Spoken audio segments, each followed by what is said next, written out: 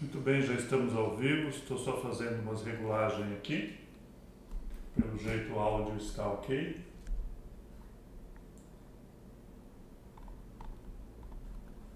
Deixa eu ver na página como que está.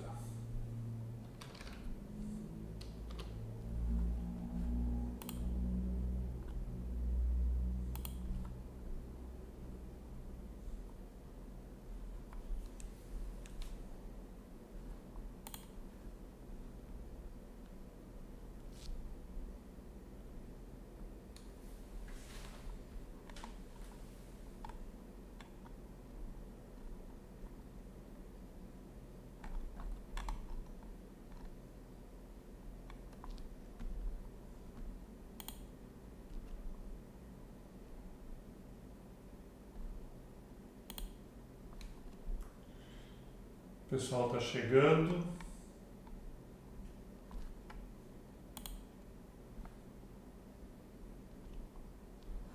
Já tem 2 pessoas e um comentário. Deixa eu ver se eu enxergo.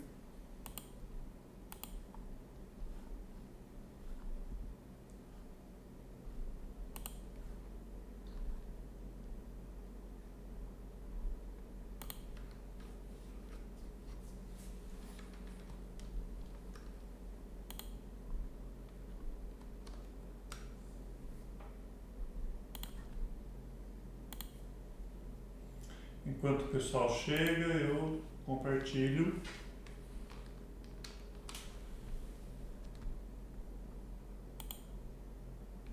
Prontinho. Acho que agora foi.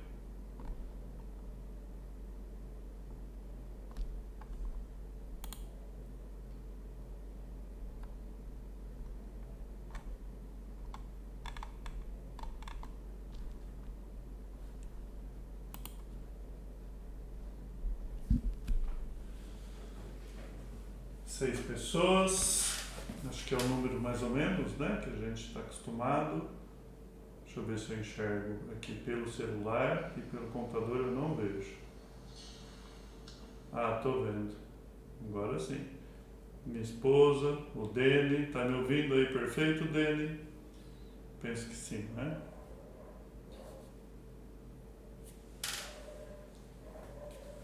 Filipenses. Nós vamos estudar essa noite.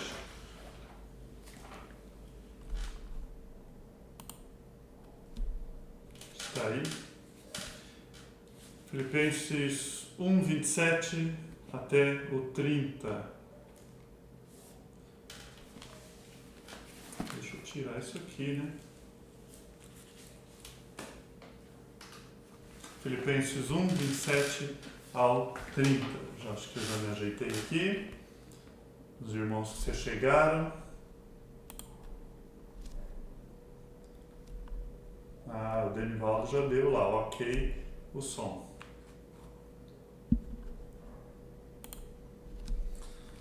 Amados, o texto que eu trago para os meus irmãos essa noite é continuidade ou finalização da primeira etapa que nós fizemos com esse título.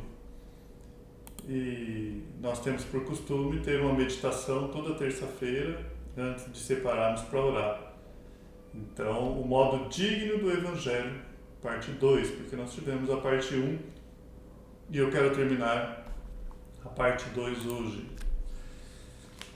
Mas antes nós vamos orar, pedir a Deus, suplicar a Ele, vou estar falando com o nosso Deus sobre essas pessoas que estão enfermas, e eu tenho algumas em mente, que o Senhor possa ser com elas. E que Deus possa falar conosco nessa pequena meditação aqui em Filipenses, e que a gente possa crescer na graça e no conhecimento de Cristo Jesus, para a honra e glória de Deus. Vamos orar? Pai, obrigado. Obrigado por essa terça-feira, por mais essa noite. Obrigado, Senhor, por tudo aquilo que o Senhor tem feito. Pai bendito, vamos estar meditando na sua palavra agora, um pouquinho de tempo. Peço a sua ajuda quanto a isso. Coloco, Pai, aquelas pessoas que não estão bem. Coloco o Marcos, da Márcia, o Senhor possa estar visitando ele. Ó Deus, o Senhor sabe que ele não está bem, ainda não sabe o que é. O Senhor possa estar com ele nesse tempo e, ó Deus, é a Ti quem nós temos. Pai bendito, eu também, ó Deus, quero agradecer pela filha do pastor Maurício. Ele pediu oração, nós oramos e ela já está bem. Ó Pai, e aqueles que estão enfermos essa noite. Ó Pai, às vezes pedidos que chegam. O Senhor, aquele homem chamado Max, um amigo pastor pediu, eu não o conheço, mas o Senhor conhece, está na UTI. E tantos outros, ó Pai, nesse instante. No momento triste, ó Pai, no momento em que nós só temos a Ti, ó Pai, o tempo todo, mas momentos como esse nós vemos como somos frágeis. Ó Deus, por graça, visite essas pessoas no seu leito de enfermidade. E obrigado por essa noite. Fale conosco mais uma vez, em nome do Seu Filho Jesus. Amém e amém. Vivei acima de tudo por modo digno do Evangelho de Cristo, para que eu indo ver-vos ou estando ausente, ouça no tocante a vós outros que estáis firmes em um só Espírito, como uma só alma, lutando juntos pela fé evangélica. Se você vai no 2:12, você vai ler assim: Assim, pois, amados meus, como sempre obedecestes, não só na minha presença, porém muito mais agora na minha ausência, desenvolvei a vossa salvação com temor e tremor. Vamos falar um pouquinho sobre liderança, partindo desse versículo aqui. Paulo, ele sabe que Deus instituiu a liderança e o colocou como fundador de diversas igrejas. Paulo aqui está preso, mas ele escreve à igreja de Filipos, falando, olha, não é porque eu não estou aí que vocês não devam se portar como se porta uma pessoa que conhece o Evangelho. Bom, o que eu aprendo já de imediato aí? Embora a liderança instituída por Deus, Paulo está falando, olha, o fundamental, o essencial é o Evangelho. O Evangelho da graça de Deus. O nosso maior exemplo é Cristo Jesus. Em nenhum momento Paulo ele vai excluir a liderança, mas ele está dizendo aqui que a base, o alicerce, o fundamento é Cristo e não ele. Então ele fala, mesmo que eu esteja aqui na cadeia, viva de modo digno do Evangelho. Eu estando com vocês ou não, vocês estejam firmes em um só Espírito, com uma só alma, lutando juntos pela fé evangélica. Ele bate nessa tecla de unidade, unidade, unidade, unidade. O tempo todo Paulo ele bate na tecla da unidade. E quando ele usa esse termo aqui, estás firme, ele começa a usar alguns termos militares. É como se fosse um soldado, ele fala, fica firme naquilo que você crê. Há pessoas que elas não são fundamentadas. Certa vez um pastor contou que ele falou assim, Zé, batismo salva? Aí o Zé respondeu, salva? Ele olhou. Batismo salva, Zé? Não, batismo não salva. De acordo com a expressão do pastor, foi a resposta dele. E agora, nós temos que ter as nossas convicções. Nós temos que estar firmados nesse Evangelho. Firmes em um só Espírito. A igreja, quando ela está dividida, ela não está no mesmo Espírito. Lembra os discípulos, quando quiseram fazer descer fogo do céu? Houve ali um impasse em Samaria. Jesus ia passar por lá, o pessoal ia dar pousada, não ia, alguma coisa aconteceu, e aí Jesus falou assim, os discípulos falaram: Senhor, quer que façamos cair fogo do céu e consuma esses? Jesus falou: de que espírito sois vós? Ou que ânimo que é esse que encontra entre vocês, em vocês? É esse tipo de espírito, divisão. Dentro da igreja isso acontece, e acontece muito. Por que que acontece? Porque nós viemos, eu costumo dizer, treinados ali no terreiro de Satanás. Essa é a nossa origem. E lá fora e no mundo, o que que nós fazemos? Nós competimos. Que vença o melhor, não é isso? Então os pais levam os filhos e querem que ele ganhe medalha, e ele vai, ele ganha uma medalha, e ele é honrado por aquela medalha. E aí a vida dele fica em cima daquilo, ele tem que ganhar outras, e quando ele não ganha, ele se torna frustrado. E quando nós chegamos na igreja, nós trazemos esse espírito de concorrência individual. Agora, você pode falar assim, mas eu tenho um costume de concorrer mais em grupo, porque eu jogo vôlei, eu jogo basquete, eu jogo futebol de salão. Então, eu trouxe para a igreja não essa concorrência individual, mas da mesma forma trazemos com um grupo. E a unidade na igreja não é fundada num grupo de pensadores, é fundado na palavra de Deus. E Paulo vai falar um pouco mais sobre isso. Viva de acordo com aquilo que vocês aprenderam. Em um só espírito, em uma só alma, lutando junto pela fé evangélica. Amados, por que que igrejas separam? Por que que há contendas dentro de igreja? Porque não está acontecendo isso, não está tendo essa unidade.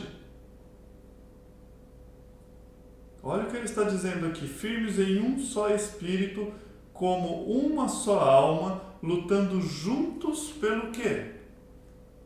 Pela destituição do pastor. Pela construção da ala A ou da ala B. Pela desconstrução do ministério tal. Não. E se perde o foco tão fácil dessa unidade, porque nós trazemos do mundo esse nosso jeitão, ou eu luto por mim, ou eu luto para minha equipe, e eu começo a ter facções dentro da igreja.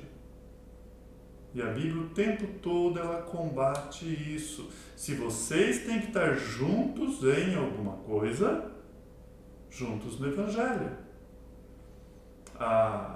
Durante um tempo nós tivemos um sistema de evangelismo que unia algumas igrejas de Barretos, Guaíra, São José do Rio Preto, e a gente chamava justamente isso, juntos pelo Evangelho. De tempos em tempos a gente organizava uma igreja e saía todas as outras igrejas, ia nessa igreja para a gente evangelizar os arredores da igreja, um bairro específico. Juntos pelo Evangelho, juntos pela causa de Cristo, juntos. O que divide igrejas é quando nós tiramos a visão de Cristo, quando tiramos a visão do cristianismo, tiramos a visão do reino, tiramos a visão do Evangelho, como Paulo fala, e colocamos em nós mesmos. Esse pessoal, eles estavam sofrendo, havia lutas. E que nada estáis intimidados pelos adversários, pois o que é para eles prova evidente de perdição é para vós outros de salvação, e isto da parte de Deus. Ele fala, olha, eles pensam diferente de vocês.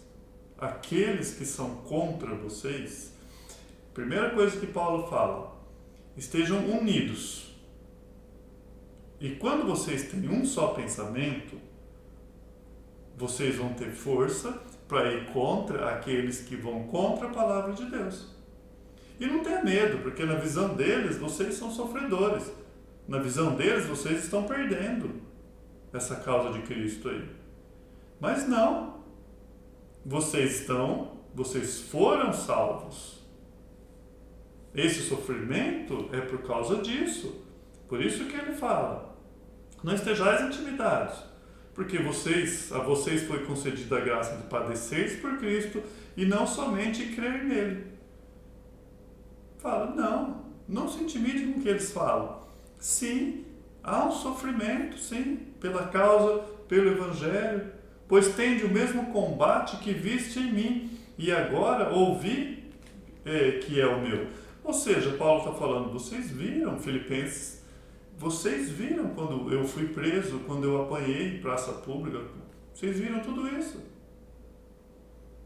E agora vocês estão me vendo aqui, sabendo que eu estou na prisão. Vocês viram isso.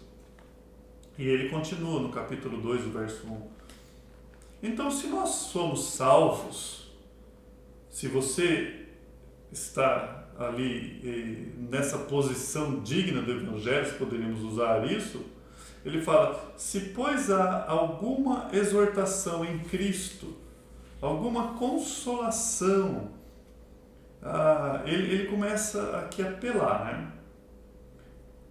Se algum amor, alguma comunhão do Espírito, se há entranhados afetos e misericórdias, ele está falando, olha, se realmente vocês ouviram a exortação de Cristo Jesus, aquela que transforma, aquela que edifica, alguma consolação de amor, comportamento, alguma comunhão do Espírito, Cristo Jesus, seu Santo Espírito habitando em nós, afetos e misericórdias. Completai a minha alegria de modo que penseis o quê? A mesma coisa, tenhais o mesmo amor, sejais unidos de alma, tendo o mesmo sentimento. Como que é assim fantástico que a palavra de Deus fala conosco no sentido de unidade. A unidade na igreja não quer dizer que você vai deixar de ser quem você é, vai deixar de ser, de pensar da forma que você pensa, embora isso vai acontecer bastante. A palavra de Deus molda os nossos pensamentos. Mas quando nós adentramos a igreja, nós temos as nossas opiniões, nós temos os nossos pensamentos, nós temos as nossas cosmovisões, nós fomos tratados de formas diferentes um do outro. Um veio de família estruturada, outra família desestruturada, outra veio de berço cristão, outro veio de berços idólatras. Temos pessoas de todos os tipos, se pudéssemos usar isso, de mundos, entre aspas, diferentes. Agora, quando nós chegamos na igreja, Paulo fala assim, nada façais por partidarismo. Então lembra, você tinha o seu grupinho de vôlei lá e é acostumado a agir em grupo. Então você achou um grupo na igreja lá. Qual que é a ideia? A ideia é sempre o produto final. Não é errado de forma nenhuma nós agirmos sozinhos, em grupo, ou a igreja toda, desde que o produto final seja essa unidade aqui. E o que é essa unidade? Não é todo mundo de mãos dadas, cantando, nada disso. É o mesmo pensamento, o mesmo sentimento que houve em Cristo Jesus, o mesmo propósito, é isso. Então, quando nós adentramos a igreja e temos esse senso de unidade, as divisões começam a cair. Porque você já não está mais pensando em você. A palavra de Deus vai começar a tratar você como indivíduo, vai começar a tratar a igreja na coletividade. E agora você adentra a igreja e você quer servir. E se alegra em servir. Você não encontrou na igreja um lugar para se promover. Na minha caminhada cristã eu já vi muito desse tipo de coisa. E eu olho para mim mesmo, o quanto na minha caminhada cristã de coisas que eu fiz, de forma errada e vejo a tolerância, a paciência de Deus para comigo. Mas você já viu pessoas brigando por causa de cargo, por causa de liderança? Amados, eu quero servir ao meu Senhor. E se eu tiver que ficar firme aqui, é baseado naquilo que Deus me deu como convicção, e isso nós temos que estar juntos. E a visão começa a ser diferente. Conta-se a história que uma pessoa chegou no hospital muito ruim, né? E ela estava e precisava fazer uma cirurgia rápida, e os dois médicos começaram a discutir: olha, a gente pode fazer ali um corte aqui, uma cisão ali, eu não sei os termos técnicos que eles usavam, e um falou para o outro: não, você não pode fazer isso. Ele: não, eu vou fazer. Você está querendo me ensinar? E eles começaram a discutir. Em um determinado momento o paciente falou assim: senhores, eu estou morrendo. E às vezes acontece isso na igreja quando ela não tem unidade. Amados, eu já assisti a assembleias de que o nome de Deus não foi pronunciado nenhuma vez. Tá? É necessário, é preciso, mas nós estamos tratando e falando da obra de Deus.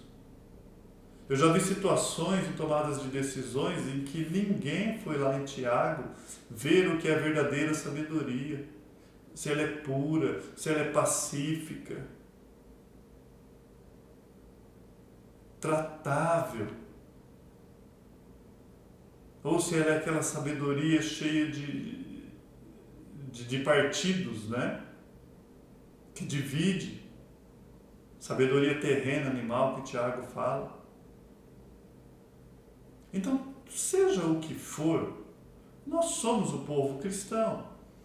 Paulo está falando isso para nós. Gente, se comporta como crente, se eu posso usar esse termo. Viva de modo digno do Evangelho de Cristo. Eu estando aí ou eu não estando aí. E uma igreja saudável é isso.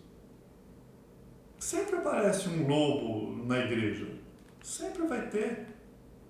Vez ou outra aparece alguém lá com algumas coisas diferentes. Eu lembro no início do ministério em Barretos, nós fazíamos culto em casa e apareceu um cidadão lá que ele começou a trazer para os irmãos alguma coisa estranha, fogo estranho no altar, de uma igreja que não tinha pastor, lá da região de Campinas, um tal de irmão fulano de tal, que mandava material, se alguém queria receber material, e foi uma, duas vezes, sexta-feiras, que a gente se reunia. Na terceira eu confrontei na frente de todo mundo.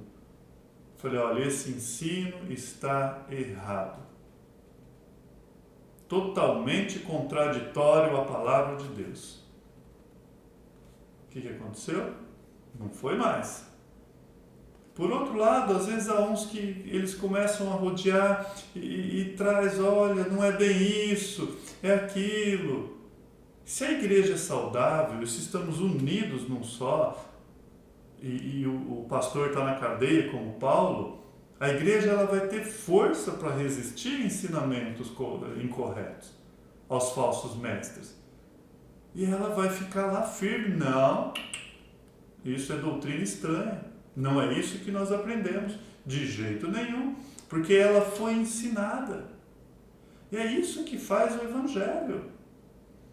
Não tem como a liderança ou o pastor ficar bisbilhotando, olhando a vida de todo mundo. Mas tem como a liderança, o pastor, dobrar o joelho, fazer o que é reto aos olhos de Deus, ensinar a igreja, e como falamos domingo, a discernir o que é certo e errado, como diz o autor de Hebreus, pela prática da palavra, pelo conhecimento da palavra.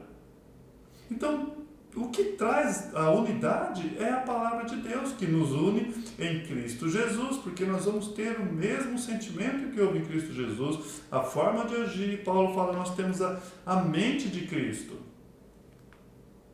Sejam unidos de alma. É profundo isso. Tendo o mesmo sentimento. Será que em contendas dentro da igreja é fácil você observar as coisas que vêm de Cristo? Você poder falar igual Jesus Cristo? Espera aí, você quer que caia fogo do céu na cabeça dos seus irmãos? É isso? Que espírito sois vós? Ah? Quando você começa a observar isso, aí vem todo um trâmite, toda uma forma de agir bíblica também. Aí a palavra de Deus vai falar, vós que sois espirituais. Bom, ou seja, vocês que realmente têm o Espírito Santo de Deus, ele fala, corrigir em mansidão, olhando para ti mesmo. Então aí você não vai lá com a agressividade, mas você vai em amor e você vai na expectativa de tirar a cegueira, de restaurar uma alma, nessa expectativa da forma como Jesus Cristo fez com os discípulos, a qual amou até o fim. Não só os discípulos, mas eu vejo esse cuidado, esse amor para com a minha própria vida, a paciência que Deus tem para comigo, eu tenho que ter para com o próximo. Nada façais por partidarismo. O verso 3. Então, ele fala que dentro da igreja poderia haver partidos. Ele fala, a decisão que você vai tomar não é o partido A, o partido B. Eu já vi situações de famílias unidas que destruíram a igreja, de uma família. Entende? Elas estavam em casa e elas ali se uniam, não é? Era um partido. Eu tenho certeza que o que eu estou falando é a realidade de muitas igrejas e vai ser por muito tempo. É uma realidade nossa. Entende? Olha, não mexe com meu filho, não mexe com a minha mãe. Amados, dentro da igreja, em amor, os pais devem corrigir os filhos se eles não estiverem de acordo com a palavra de Deus. Os filhos devem chegar com mansidão e honrar pai e mãe, falar, pai, mãe, vem aqui, olha, vocês têm uma visão diferenciada da palavra. Vamos corrigir isso, olha o que a Bíblia diz, e juntos chegar a uma verdade. Então essa é a nossa realidade.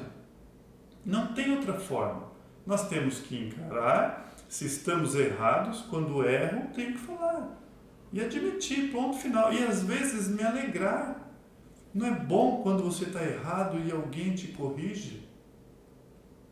Não é bom. Eu lembro uma vez que eu pedi, eu estava lá na Moca, em São Paulo, e eu precisava ir numa empresa, e eu parei no ponto de ônibus apinhado de pessoas, e eu tinha que ser rápido, porque ia vir ônibus. E eu falei, olha, alguém sabe onde fica esse endereço?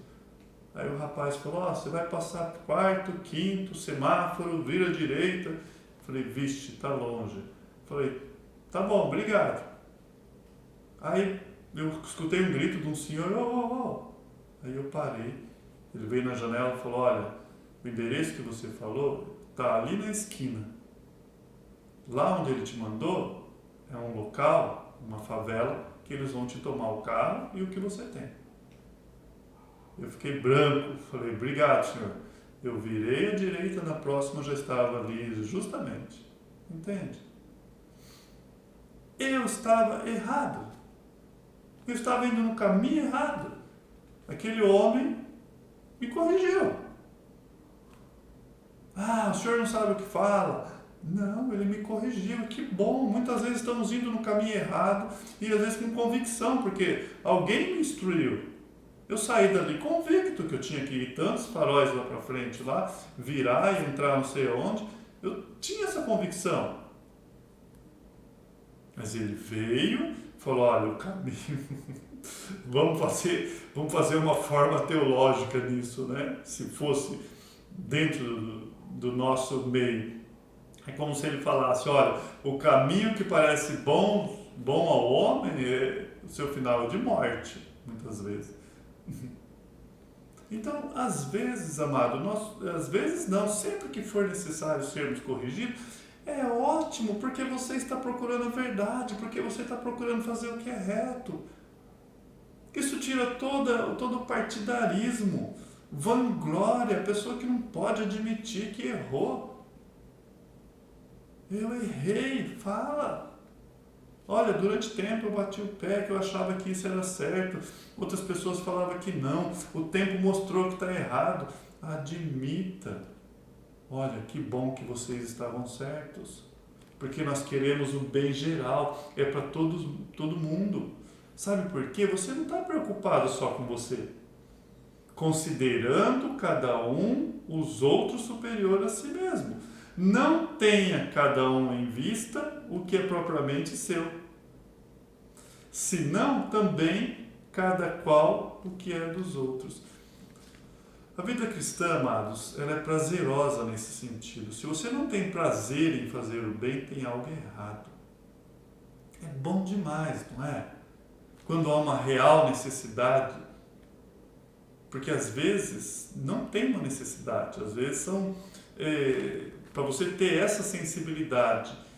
Hoje, dificilmente aparece um casal como José e Maria que não tem casa e bateria na sua casa para poder ter um bebê. Já aconteceu isso com você? Comigo, não.